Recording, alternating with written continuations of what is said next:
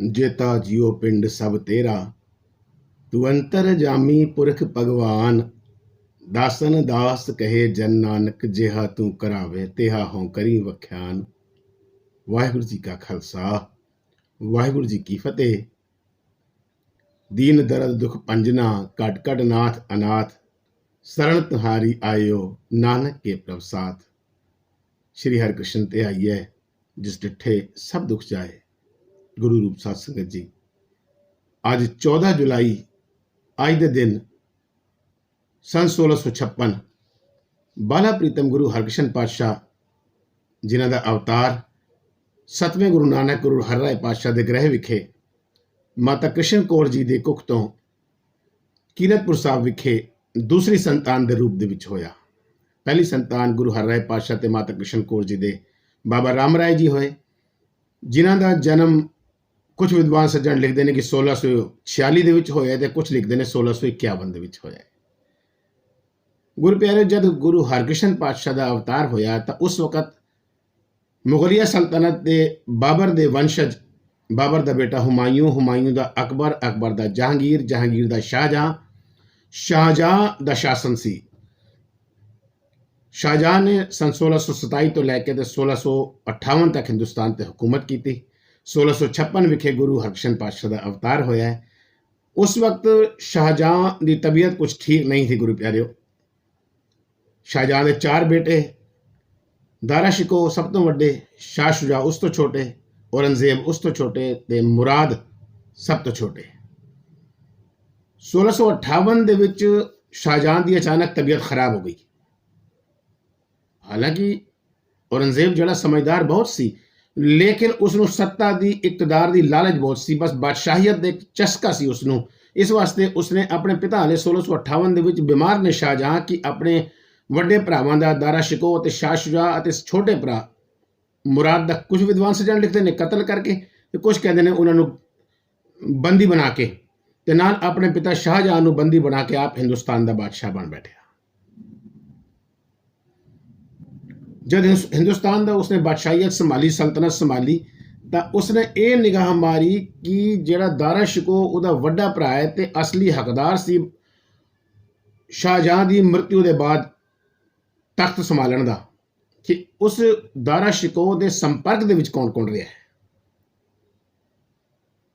क्योंकि गुरु प्यारियो, दारा शिको दा गुरु हरराय पातशाह के नाल एक मित्रता वाला हिसाब सी। वो गल की हुई कि दारा शिको एक बार बीमार हो गया, तो उन्हें जड़े भी शाही हकीम सन उन्हें तो अपना इलाज कराया, लेकिन ठीक नहीं होया। तो शाहजहां एक बार दारा शिको नूं गुरु हरराय पातशाह के दवाखाने दे विच लैके आया, क्योंकि गुरु अर्जन देव पातशाह भी दवाखाना चलाते सन, गुरु हरराय पातशाह भी दवाखाने चलाते सन, ते अगे चल के बाला प्रीतम गुरु हरकृष्ण पातशाह ने भी दवाखाने दे विच हथ वटाए पिता गुरुदेव गुरु हरराय पातशाह का। तो गुरु हरराय पातशाह की दुर्लभ जड़ियां बूटियां के जरिए दारा शिको सेहतयाब हो गया, बीमारी उसकी दूर हो गई। इस वास्ते उचेचे तौर पर जो शाहजहां सी ना, वो भी बहुत गुरु हरराय पातशाह का सम्मान करता सी, ते दारा शिको दे नाल ते एक प्रकार की मित्रता जी हो गई सी। ते दारा शिको दे विच एक बहुत बड़ी खूबी भी सी, वो सारे धर्मां का बराबर सम्मान करता सी, ते एक जिग्यासू विचारधारा का बंदा सी, ते हर धर्म के संबंध में जानकारी हासिल करता सी। उसका अपना एक गुरु सन जिन्हां दा नाम मुल्ला शाह करके आया है, जो कि साईं मियां मीर जी जिन्होंने दरबार साहब के संगे बुनियाद रखे सी ना, उन्होंने जानशीन सन मुल्ला शाह जी, उन्होंने अपना धर्म गुरु बनाया। दूसरे जोड़े एक होर उन्होंने गुरु सन मोहम्मद सईद सरमद, जोड़े कि यहूदी माशरे के नाल ताल्लुक रखते सन, उन्होंने भी अपना गुरु बनाया दारा शिको ने। ते गुरु हरराय पातशाह तो भी उन्होंने सिख धर्म की जानकारी लेने वास्ते, ते उन्होंने तो मित्रता वाला हिसाब ही सी। औरंगजेब ने जब अपना तख्त नशीन होने के बाद वेख्या कि मेरे भरा दारा शिको के ताल्लुक के संपर्क के कौन कौन रहा है, सब तो पहला उन्होंने एक समन भेजा है मुल्ला शाह जी को। मुल्ला शाह जी को समन तो मिल गया, लेकिन दिल्ली पहुंचने तो पहले ही, दिल्ली आने तो पहले ही उन्होंने अचनचेत ही मौत हो गई, उन्होंने स्वर्गवास हो गया। एक समन उन्होंने भेजा मोहम्मद सईद सरमद को। जब समन मिले दिल्ली आए दरबार दे विखे, तो दिल्ली बहुत ही जालिमाना तरीके नाल सैयद मोहम्मद सईद सरमद को बादशाह औरंगजेब ने सरेआम फांसी ते लटकाया, तो उन्होंने सज़ा दी। उन्होंने तीजा समन भेजा गुरु हरराय पातशाह को, लेकिन समन ले जाने वाले जोड़े हरकारे सन, ਉਹ ਇੱਕ ਇੱਕ ਕਰਕੇ 2 ਹਰਕਾਰੇ ਭੇਜੇ ਤੇ ਰਸਤੇ ਦੇ ਵਿੱਚ ਦੋਵਾਂ ਮਰ ਗਏ। ਔਰੰਗਜ਼ੇਬ ਨੂੰ ਇਸ ਗੱਲ ਦਾ ਅਹਿਸਾਸ ਹੋਇਆ ਤੇ ਫਿਰ ਉਸਨੇ ਇੱਕ ਬਹੁਤ ਹੀ ਨਰਮ ਜ਼ੁਬਾਨ ਵਾਲਾ ਸੰਮਨ ਭੇਜਿਆ ਗੁਰੂ ਹਰਿਰਾਏ ਪਾਤਸ਼ਾਹ ਨੂੰ ਕਿ ਮੈਂ ਆਪ ਜੀ ਦੇ ਧਰਮ ਦੇ ਸੰਬੰਧ ਵਿੱਚ ਜਾਣਕਾਰੀ ਹਾਸਲ ਕਰਨਾ ਚਾਹਨਾ, ਇਸ ਵਾਸਤੇ ਆਪ ਦਿੱਲੀ ਦਰਬਾਰ ਦੇ ਵਿੱਚ ਤਸ਼ਰੀਫ ਲੈ ਕੇ ਆਓ।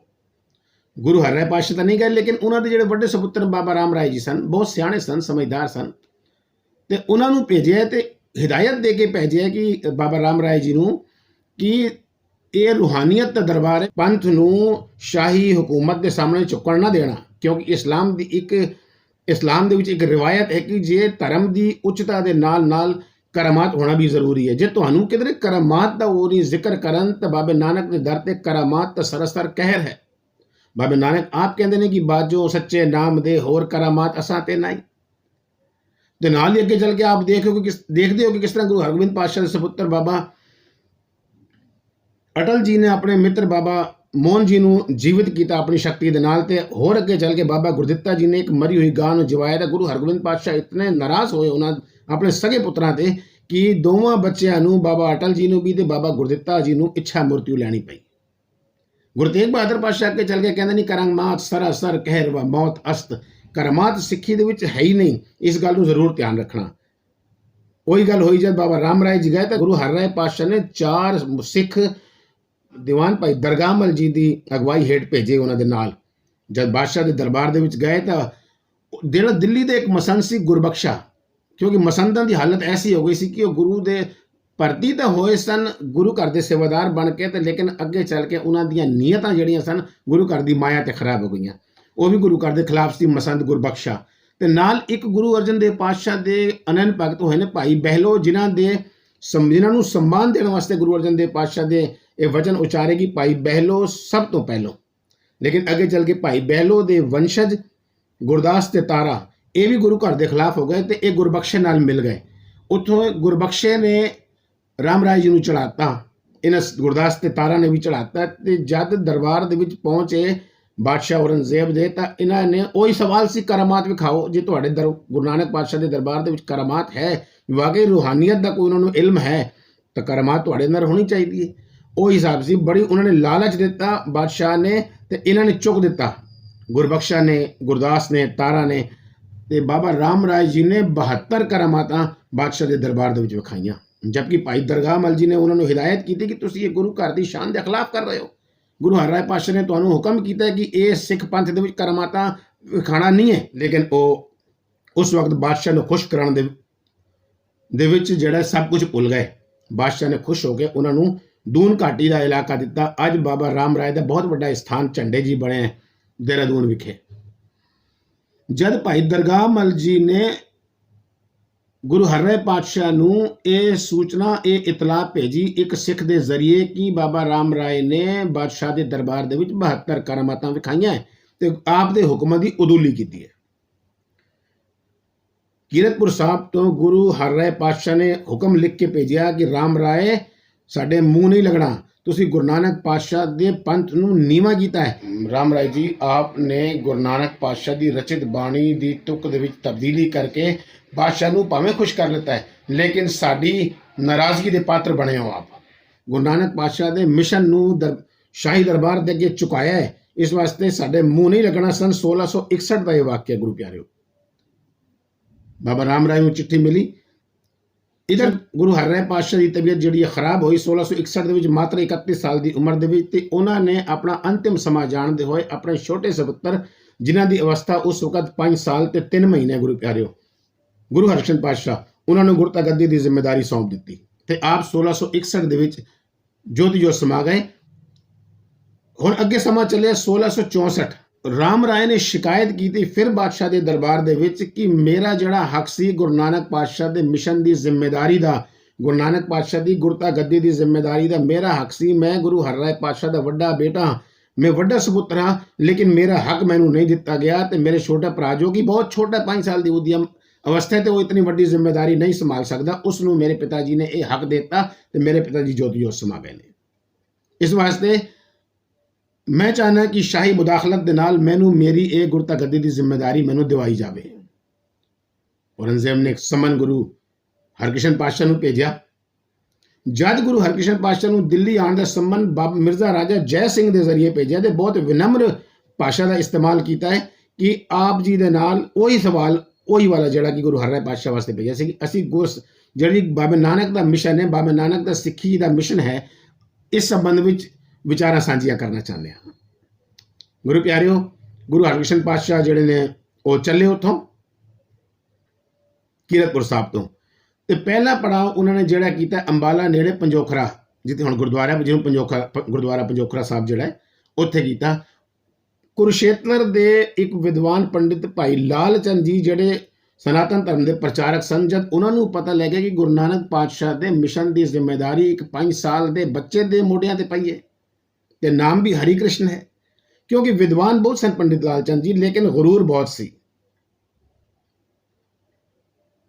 ਗੁਰੂ ਪਿਆਰਿਓ, ਗੁਰੂ ਹਰਕ੍ਰਿਸ਼ਨ ਪਾਤਸ਼ਾਹ ਦੇ ਸੰਮੁਖ ਆਏ, ਕਹਿਣ ਲੱਗੇ ਪੰਜੋਖਰਾ ਸਾਹਿਬ ਵਿਖੇ ਕਿ ਨਾਮ ਤਾਂ ਆਪ ਦਾ ਹਰੀ ਕ੍ਰਿਸ਼ਨ ਹੈ ਤੇ ਇੱਕ ਸਾਡੀ ਤਮੰਨਾ ਹੈ, ਸਾਡੀ ਇੱਛਾ ਹੈ ਕਿ ਤੁਸੀਂ ਸ਼੍ਰੀ ਕ੍ਰਿਸ਼ਨ ਜੀ ਦੀ ਜਿਹੜੀ ਸ਼੍ਰੀਮਦ ਭਾਗਵਤ ਗੀਤਾ ਪਵਿੱਤਰ ਪੁਸਤਕ ਹੈ ਉਸਦੇ ਕਿਸੇ ਸ਼ਲੋਕ ਨੂੰ ਪੜ੍ਹ ਕੇ ਸਾਨੂੰ ਸੁਣਾ ਦਿਓ ਜਾਂ ਸਾਨੂੰ ਉਹਦੇ ਅਰਥ ਸਿਖਾ ਦਿਓ। ਗੁਰੂ ਹਰਕ੍ਰਿਸ਼ਨ ਪਾਤਸ਼ਾਹ ਜਾਣੀ ਜਾਣ ਸਮਝ ਗਏ ਕਿ ਇਹ ਕਿਸ ਮਕਸਦ ਦੇ ਨਾਲ ਪੰਡਿਤ ਲਾਲ ਚੰਦ ਜੀ ਬੋਲਦੇ ਪਏ ਨੇ। ਉਹਨਾਂ ਨੇ ਕਿਹਾ, ਪੰਡਿਤ ਲਾਲ ਚੰਦ ਜੀ, ਆਪ ਬਹੁਤ ਵਿਦਵਾਨ ਹੋ, ਜੇ ਅਸੀਂ ਸ਼੍ਰੀ ਕ੍ਰਿਸ਼ਨ ਜੀ ਦੀ ਸ਼੍ਰੀਮਦ ਭਾਗਵਤ ਗੀਤਾ ਦੇ ਅਰਥ ਕਰ ਦਿੱਤੇ ਜਾਂ ਸ਼ਲੋਕ ਪੜ੍ਹ ਦਿੱਤੇ ਤਾਂ ਕੋਈ ਵੱਡੀ ਗੱਲ ਨਹੀਂ। ਜਿਸ ਪ੍ਰਾਣੀ ਨੂੰ ਆਪ ਚਾਹੋ ਲਿਆਓ ਤੇ ਬਾਬਾ ਨਾਨਕ ਦੀ ਬਖਸ਼ਿਸ਼ ਦੇ ਨਾਲ ਤੇ ਸਤਿਗੁਰਾਂ ਦੀ ਰਹਿਮਤ ਦੇ ਨਾਲ, ਵਾਹਿਗੁਰੂ ਜੀ ਦੀ ਰਹਿਮਤ ਦੇ ਨਾਲ ਉਹੀ ਜੀਵ ਜਿਹੜਾ ਹੈ ਆਪ ਜੀ ਦੇ ਸਾਹਮਣੇ ਸ਼੍ਰੀ ਕ੍ਰਿਸ਼ਨ ਜੀ ਦੀ ਸ਼੍ਰੀਮਦ ਭਾਗਵਤ ਗੀਤਾ ਦੇ ਸ਼ਲੋਕ ਵੀ ਪੜ੍ਹ ਦੇਗਾ ਤੇ ਅਰਥ ਵੀ ਕਰ ਦੇਗਾ। ਪੰਡਿਤ ਲਾਲ ਚੰਦ ਜੀ ਤਾਂ ਬਹੁਤ ਖੁਸ਼ ਹੋਏ। ਇਹ ਤਾਂ ਉਹਨਾਂ ਨੂੰ ਹੋਰ ਇੱਕ ਨੁਕਤਾ ਹੋਰ ਮਿਲ ਗਿਆ ਗੁਰੂ ਘਰ ਨੂੰ ਨੀਵਾਂ ਕਰਨ ਦਾ। ਉਹ ਦੱਸਦੇ ਨੇ, ਇਤਿਹਾਸ ਆਪਨੇ ਸੁਣਿਆ ਕਿ ਇੱਕ ਛੱਜੂ ਰਾਮ ਜੀ ਜਿਹੜੇ ਦੀਵਾਨੇ ਸਨ, ਨਾ ਬੋਲ ਸਕਦੇ ਸਨ ਨਾ ਸੁਣ ਸਕਦੇ ਸਨ, ਦਿਮਾਗ ਤੋਂ ਵੀ ਉਤਰੇ, ਇੱਕ ਨਾ ਦੀਵਾਨੇ ਜਿਹੇ ਬੋਲਦੇ ਜਿਹਨੂੰ ਬੋਲਦੇ, ਅਸੀਂ ਦੇਸੀ ਭਾਸ਼ਾ ਦੇ ਵਿੱਚ ਬੋਲੀਏ ਦੀਵਾਨੇ ਸਨ, ਉਹਨਾਂ ਨੂੰ ਲਿਆਏ ਜੀ, ਇਹਨਾਂ ਤੋਂ ਅਰਥ ਕਰਾਓ ਜੀ। ਗੁਰੂ ਹਰਕ੍ਰਿਸ਼ਨ ਪਾਤਸ਼ਾਹ ਮੁਸਕਰਾਏ। ਜਦ ਛੱਜੂ ਰਾਮ ਜੀ ਗੁਰੂ ਹਰਕ੍ਰਿਸ਼ਨ ਪਾਤਸ਼ਾਹ ਦੇ ਸਾਹਮਣੇ ਆਏ ਤਾਂ ਗੁਰੂ ਹਰਕ੍ਰਿਸ਼ਨ ਪਾਤਸ਼ਾਹ ਨੇ ਆਪਣੀ ਨਜ਼ਰੇ ਰਹਿਮਤ ਜਿਹੜੀ ਹੈ ਆਪਣੇ ਨੇਤਰ ਉਹਨਾਂ ਦੇ ਨੇਤਰਾਂ ਦੇ ਵਿੱਚ ਪਾਏ ਤਾਂ ਛੱਜੂ ਰਾਮ ਜੀ ਦੇ ਅੰਦਰ ਇੱਕ ਜਿਹੜਾ ਸੀ ਰੂਹਾਨੀ ਰੌਸ਼ਨੀ ਦਾ ਜਜ਼ੀਰਾ ਫੁੱਟ ਪਿਆ, ਚਿਹਰੇ ਤੇ ਨੂਰ ਆ ਗਿਆ, ਜਲਾਲ ਆ ਗਿਆ, ਜਿਸ ਤਰ੍ਹਾਂ ਬਹੁਤ ਵੱਡੇ ਵਿਦਵਾਨ ਹੋਣ। ਗੁਰੂ ਹਰਕ੍ਰਿਸ਼ਨ ਪਾਤਸ਼ਾਹ ਨੇ ਕਿਹਾ, ਭਾਈ ਛੱਜੂ ਰਾਮ ਜੀ ਬਹਿ ਜਾਓ। ਬੈਠ ਕੇ ਬੜੇ ਇਸ ਤਰ੍ਹਾਂ ਬੈਠੇ ਚੌਕੜਾ ਲਾ ਕੇ ਜਿਸ ਤਰ੍ਹਾਂ ਬਹੁਤ ਵਿਦਵਾਨ ਸੱਜਣ ਬਹਿੰਦੇ ਨੇ। ਇਹ ਹੁਣ ਭਾਈ ਲਾਲ ਚੰਦ ਜੀ ਪੰਡਿਤ ਜੀ ਵੇਖਦੇ ਨੇ। ਉਹਨਾਂ ਨੇ ਕਿਹਾ, ਛੱਜੂ ਰਾਮ ਜੀ, ਜੇ ਭਾਈ ਲਾਲ ਚੰਦ ਜੀ ਸ਼੍ਰੀਮਦ ਭਾਗਵਤ ਗੀਤਾ ਦੇ ਸ਼ਲੋਕ ਉਚਾਰਨ ਕਰਨ ਤਾਂ ਆਪ ਅਰਥ ਕਰੋਗੇ? ਬੜੇ ਵਿਦਵਾਨ ਹੱਥ ਜੋੜ ਕੇ ਤੇ ਸਿਰ ਝੁਕਾ ਕੇ ਨਜ਼ਰਾਂ ਨੀਵੀਆਂ ਕਰਕੇ ਤੇ ਸਿਰ ਹਿਲਾਇਆ ਹਾਂ ਦੇ ਵਿੱਚ। ਆਪਣੀ ਮੁਬਾਰਕ ਛੜੀ ਸੀ ਗੁਰੂ ਹਰਕ੍ਰਿਸ਼ਨ ਪਾਤਸ਼ਾਹ ਨੇ ਸ਼ੀਸ਼ ਪਰ ਰੱਖੀ ਭਾਈ ਛੱਜੂ ਰਾਮ ਜੀ ਦੇ ਤੇ ਕਿਹਾ ਪੰਡਿਤ ਲਾਲ ਚੰਦ ਜੀ ਨੇ ਕਿ ਆਪ ਸ਼੍ਰੀਮਦ ਭਾਗਵਤ ਗੀਤਾ ਦੇ ਸ਼ਲੋਕ ਉਚਾਰਨ ਕਰੋ। पंडित लालचंद जी ने श्लोक उचार्या, यदा यदा हि धर्मस्य ग्लानिर्भवत् भारत अभ्युत्थानम् अधर्मस्य तदात्मानं प्रजाम्यहं परित्राणाय साधूनां विनाशाय च दुष्कृतां धर्म संस्थापनार्थाय संभवामि युगे युगे। इतना सुंदर तरीके दे अर्थ होर भी पंडित लालचंद जी ने कुछ अपने श्लोक पढ़े तो इतना सुंदर तरीके दे नाल अर्थ कीते भाई छज्जू राम जी ने। पंडित लालचंद जी भी गदगद हो गए ते नाल उन्हां दा जिहड़ा ईगो सीगा ना, जिहड़ा एक तकब्बुर सी, हंकार सी, वो भी खत्म होया ते हाथ जोड़ के माफ़ी मंगी गुरु हरकृष्ण पातशाह तो। ते गुरु हरकृष्ण पातशाह ने असीस दी पंडित लालचंद जी नूं ते कुरुक्षेत्र विखे उन्हां नूं गुरु नानक पातशाह दी सिੱਖੀ दा प्रचार थापिया ते नाल ही भाई छज्जू राम जी नूं उन्हां ने जगन्नाथपुरी वल भेजिया गुरु नानक पातशाह दी सिੱਖੀ दा प्रचार करने, क्योंकि गुरु नानक पातशाह पहली उदासी दे विच जगन्नाथपुरी उड़ीसा गए सन ते उत्थे ही उन्होंने जी रोज़ आरती का गायन होया ना दरबार साहब विखे कि गगन में थाल रहो चांदी पग बने तार का मंडल जनक मोती धूप मल्यान लो पाउंड चावरो कर सगल बन रहा है फलांत ज्योति। ये आरती बाबे नानक ने जगन्नाथपुरी उचारी ते नाल कुछ और शब्द उचारे, तेरा नाम करी चरनाटिया जे मन उरसा होए करणी कंगू जे रले कट अंतर पूजा होए। गुरु प्यारियो, गुरु हरकृष्ण पातशाह का थापड़ा लैके ते भाई छज्जू राम जी एक विद्वान एक प्रचारक के तौर पर उड़ीसा गए। उत्थे ही उन्होंने अपनी अपनी गृहस्थ वसाई ਤੇ ਉੱਥੇ ਹੀ ਜਦ ਗੁਰੂ ਪਿਆਰੇ ਜੋ 1699 ਦੀ ਵਿਸਾਖੀ ਤੇ ਸਾਹਿਬ ਕਮਾਲ ਸਾਹਿਬ ਸ੍ਰੀ ਗੁਰੂ ਗੋਬਿੰਦ ਸਿੰਘ ਜੀ ਮਹਾਰਾਜ ਨੇ ਅਨੰਦਪੁਰ ਸਾਹਿਬ ਦੀ ਧਰਤੀ ਤੇ ਪੰਜ ਪਿਆਰਿਆਂ ਦੀ ਚੋਣ ਕੀਤੀ ਤਾਂ ਗੁਰੂ ਪਿਆਰਿਓ ਤੀਸਰੇ ਪਿਆਰੇ ਦੇ ਰੂਪ ਦੇ ਵਿੱਚ ਭਾਈ ਹਿੰਮਤ ਰਾਮ ਜੀ ਜਿਹੜੇ ਖੜੇ ਹੋਏ ਤੇ ਸਿੰਘ ਸੱਜੇ ਅੰਮ੍ਰਿਤ ਛਕ ਕੇ ਸਾਬੇ ਕਮਾਲ ਤੋਂ ਤੇ ਹਿੰਮਤ ਸਿੰਘ ਬਣੇ, ਉਹ ਇਸ ਭਾਈ ਛੱਜੂ ਰਾਮ ਜੀ ਦੇ ਸੁਪੁੱਤਰ ਸਨ। ਤੇ ਅੱਗੇ 1704 ਦੇ ਵਿੱਚ ਜਦ ਚਮਕੌਰ ਦੀ ਗੜੀ ਦੇ ਵਿੱਚ ਜੰਗ ਹੋਈ ਤੇ ਗੁਰੂ ਸਾਹਿਬ ਦੇ ਵੱਡੇ ਸਾਹਿਬਜ਼ਾਦੇ ਅਨੇਕ ਸਿੰਘ ਸ਼ਹੀਦ ਹੋਏ। 3 ਪਿਆਰੇ ਸ਼ਹੀਦ ਹੋਏ ਨੇ, ਜਿਹਦੇ ਵਿੱਚ ਇੱਕ ਭਾਈ ਹਿੰਮਤ ਸਿੰਘ ਜੀ ਤੇ ਭਾਈ ਮੋਹਕਮ ਸਿੰਘ ਜੀ ਤੇ ਭਾਈ ਸਾਹਿਬ ਸਿੰਘ ਜੀ ਸ਼ਹੀਦ ਹੋਏ ਨੇ।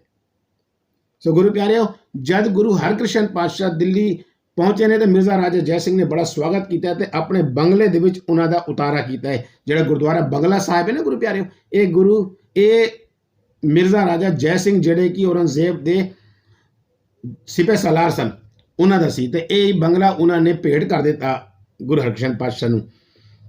ਗੁਰੂ ਪਿਆਰਿਓ, ਇੱਕ ਵਾਰ ਦੱਸਦੇ ਨੇ ਕਿ ਗੁਰੂ ਹਰਕ੍ਰਿਸ਼ਨ ਪਾਤਸ਼ਾਹ ਬਾਦਸ਼ਾਹ ਦੇ ਦਰਬਾਰ ਦੇ ਵਿੱਚ ਗਏ। ਉਹ ਵੀ ਜਦ ਰਾਮ ਰਾਏ ਨੂੰ ਲਾਂਤਾਂ ਪਾਈਆਂ ਸਿੰਘਾਂ ਨੇ, 5 ਸਿੰਘ ਨਾਲ ਗਏ, ਲਾਂਤਾਂ ਪਾਈਆਂ ਸਿੰਘਾਂ ਨੇ ਕਿ ਤੁਸੀਂ ਇਹ ਬਾਦਸ਼ਾਹ ਦੇ ਦਰਬਾਰ ਦੇ ਵਿੱਚ ਕੀ ਗੁਰੂ ਹਰਰਾਏ ਪਾਤਸ਼ਾਹ ਨੇ ਜਿਹੜਾ ਫੈਸਲਾ ਕੀਤਾ ਹੈ ਤੁਸੀਂ ਉਸ ਦੀ ਉਦੂਲੀ ਕਰ ਰਹੇ ਹੋ, ਉਸ ਦੀ ਮੁਖਾਲਫਤ ਕਰ ਰਹੇ ਹੋ।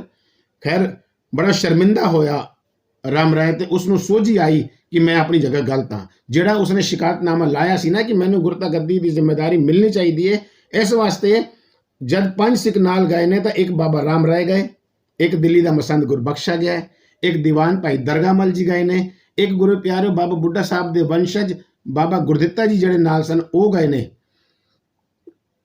ਤੇ ਗੁਰੂ ਪਿਆਰਿਓ ਇੱਕ ਮਿਰਜ਼ਾ ਰਾਜਾ ਜੈ ਸਿੰਘ ਦੇ ਸੁਪੁੱਤਰ ਕੁੰਵਰ ਰਾਮ ਸਿੰਘ ਗਏ ਨੇ। ਇਹ 5 ਸਿੰਘ ਗੁਰੂ ਹਰਕ੍ਰਿਸ਼ਨ ਪਾਤਸ਼ਾਹ ਦੇ ਨਾਲ ਗਏ ਨੇ ਪਹਿਲੀ ਵਾਰ, ਜਿੱਥੇ ਸਿਰਫ ਇਸ ਵਾਸਤੇ ਕਿ ਬਾਬਾ ਰਾਮ ਰਾਏ ਨੇ ਕਿਹਾ ਕਿ ਜੋ ਮੈਂ ਸ਼ਿਕਾਇਤਨਾਮਾ ਭੇਜਿਆ ਸੀ ਮੈਂ ਆਪਣਾ ਸ਼ਿਕਾਇਤਨਾਮਾ ਵਾਪਸ ਲੈਣਾ ਤੇ ਮੇਰੇ ਪਿਤਾ ਜੀ ਜੋ ਜੋਤੀ ਜੋਤ ਸਮਾਨ ਤੋਂ ਪਹਿਲੇ ਗੁਰੂ ਹਰਰਾਏ ਪਾਤਸ਼ਾਹ ਨੇ ਜੋ ਵੀ ਫੈਸਲਾ ਕੀਤਾ ਹੈ ਮੈਂ ਉਸ ਫੈਸਲੇ ਦੇ ਹੱਕ ਦੇ ਵਿੱਚ ਹਾਂ ਤੇ ਮੈਂ ਹੀ ਗੁਰੂ ਹਰਕ੍ਰਿਸ਼ਨ ਪਾਤਸ਼ਾਹ ਨੂੰ, ਭਾਵੇਂ ਮੇਰੇ ਛੋਟੇ ਭਰਾ ਨੇ ਲੇਕਿਨ ਮੈਂ ਇਹਨਾਂ ਨੂੰ ਨਤਮਸਤਕ ਹਾਂ ਤੇ ਮੈਂ ਇਹਨਾਂ ਨੂੰ ਗੁਰੂ ਨਾਨਕ ਪਾਤਸ਼ਾਹ ਦਾ ਰੂਪ ਜਾਣਦਾ।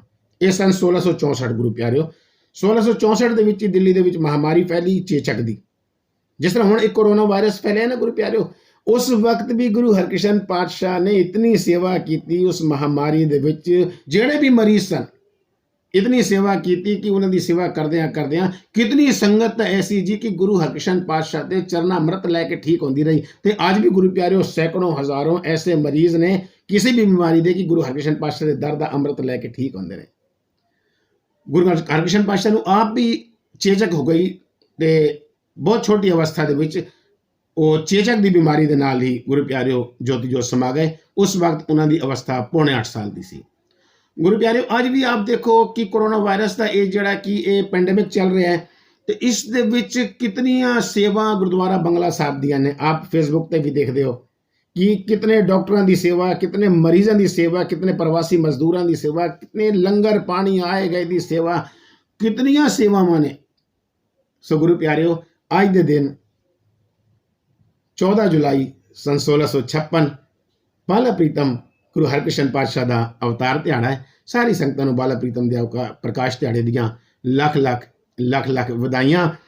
ਇਹੀ ਅਰਦਾਸ ਕਰੀਏ ਬਾਲਾ ਪ੍ਰੀਤਮ ਦੇ ਚਰਨਾਂ ਦੇ ਵਿੱਚ ਜਿਹੜੀ ਬਿਮਾਰੀ ਫੈਲੀ ਹੈ, ਸਰਬੱਤ ਦੇ ਭਲੇ ਨੂੰ ਮੰਤਵ ਨੂੰ ਮੁੱਖ ਰੱਖਦੇ ਹੋਇਆ, ਸਰਵੇ ਭਵੰਤੋ ਸੁਖਨਾ ਦੇ ਮੰਤਵ ਨੂੰ ਮੁੱਖ ਰੱਖਦਿਆਂ ਹੋਇਆ ਇਹ ਜਿਹੜੀ ਬਿਮਾਰੀ ਫੈਲੀ ਹੈ, ਇਹ ਵਾਹਿਗੁਰੂ ਜੀ ਸ਼੍ਰੀ ਹਰਕ੍ਰਿਸ਼ਨ ਪਾਤਸ਼ਾਹ ਦੇ ਚਰਨਾਂ 'ਚ ਅਰਦਾਸ ਕਰੀਏ, ਪਰਮਾਤਮਾ ਦੇ ਵਾਹਿਗੁਰੂ ਜੀ ਦੇ ਚਰਨਾਂ 'ਚ ਅਰਦਾਸ ਕਰੀਏ ਕਿ ਵਾਹਿਗੁਰੂ ਜੀ ਇਸ ਬਿਮਾਰੀ ਤੋਂ ਸਾਰੀ ਦੁਨੀਆ ਨੂੰ ਨਿਜਾਤ ਦੇਣ। ਗੁਰੂ ਗੋਬਿੰਦ ਸਿੰਘ ਪਾਤਸ਼ਾਹ ਖੁਦ ਕਹਿੰਦੇ ਨੇ ਕਿ ਸ਼੍ਰੀ ਹਰਿਕ੍ਰਿਸ਼ਨ ਧਿਆਈ ਹੈ ਜਿਸ ਡਿਠੇ ਸਭ ਦੁੱਖ ਜਾਏ। ਸੋ ਇਹੀ ਅਰਦਾਸ ਕਰੀਏ ਸਤਿਗੁਰਾਂ ਦੇ ਚਰਨਾਂ ਦੇ ਵਿੱਚ ਕਿ ਸਾਰੇ ਪਾਸੇ ਸੁੱਖ ਹੋਣ, ਕਿਸੇ ਨੂੰ ਨਾ ਦੁੱਖ ਹੋਣ। ਆਮੀ ਬਾਬਾ ਨਾਨਕਾ ਤੂੰ ਆਮੀ ਬਾਬਾ ਨਾਨਕਾ, ਇਹੋ ਜਿਹੀਆਂ ਖੁਸ਼ੀਆਂ ਲਿਆਵੀਂ ਬਾਬਾ ਨਾਨਕਾ, ਇਹੋ ਜਿਹੀਆਂ ਖੁਸ਼ੀਆਂ ਲਿਆਵੀਂ ਬਾਬਾ ਨਾਨਕਾ। ਬਹੁਤ ਗਲਤੀਆਂ ਹੋ ਗਈਆਂ ਹੋਣਗੀਆਂ, ਇਤਿਹਾਸ ਦੀਆਂ ਵਿਚਾਰ ਆਪ ਜੀ ਦੇ ਨਾਲ ਸਾਂਝੀ ਕਰਦੇ ਹਾਂ। ਭੁੱਲ ਚੁੱਕ ਦੀ क्षमा ਕਰਨੀ, ਮੇਰੀਆਂ ਗਲਤੀਆਂ ਮੇਰੀ ਝੋਲੀ ਦੇ ਵਿੱਚ ਪਾ ਦੇਣਾ। ਗੁਰੂ ਪਿਆਰੀ ਸਾਧ ਸੰਗਤ ਜੀ, ਹਮੇਸ਼ਾ ਆਪਣੀ ਅਸੀਸ ਦੇ ਨਾਲ, ਆਪਣੀਆਂ ਦੁਆਵਾਂ ਦੇ ਨਾਲ ਦਾਸ ਨੂੰ ਨਵਾਜ਼ਦੇ ਰਹਿਣਾ। ਜੇਤਾ ਸਮੁੰਦ ਸਾਗਰ ਨੀਰ ਭਰਿਆ, ਦੇਤੇ ਅਵਗੁਣ ਹਮਾਰੇ, ਦਇਆ ਕਰੋ ਕਿਛ ਮਹਿਰ ਉਪਾਓ, ਡੁੱਬਦੇ ਪੱਥਰ ਤਾਰੇ। ਵਾਹਿਗੁਰੂ ਜੀ ਕਾ ਖਾਲਸਾ, ਵਾਹਿਗੁਰੂ ਜੀ ਕੀ ਫਤਿਹ।